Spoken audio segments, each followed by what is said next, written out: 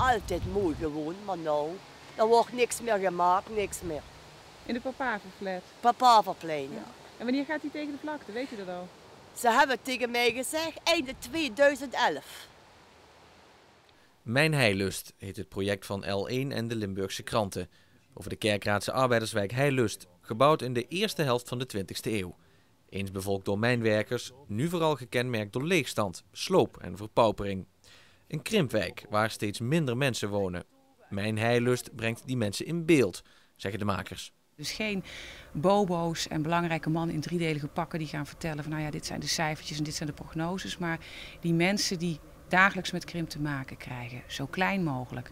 De verpleegster, de pastoor, de onderwijzers. Iedereen die in die wijk actief is, proberen wij in beeld te brengen en proberen het samenhang in die wijk op die manier te tonen. Karin Hillebrand en Wiel Beijer zijn al maanden bezig met het project Mijn Heilust. Er is een internetpagina, Twitter. Iedere zaterdag komt er een uitgebreid artikel in de Limburgse kranten. En iedere maandag zijn er uitzendingen op L1 Radio en televisie. Over de krimp en wat dat met een wijk doet. Wiel Beijer zelf is opgegroeid in de Kerkraadse wijk.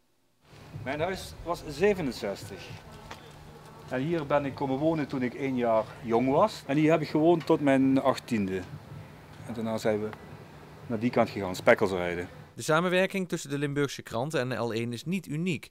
Maar dat 2 journalisten van beide mediums zo intensief samen met elkaar aan hetzelfde project werken, is wel nieuw. Maar eigenlijk ook niet meer dan logisch, vinden de makers. En ik denk dat media, als ze de samenwerking opzoeken, veel meer kunnen bereiken dan wanneer we het in elkaar in blijven vechten. Ja, als je alle media gebruikt die voorhanden zijn in deze provincie, dan kun je een totaalbeeld schetsen. Vandaag is het eerste deel van Mijn Heilust verschenen in de krant. Maandagochtend om 11:15 begint het project op L1 Radio en 's avonds om 9:15 op L1 televisie. Adieu.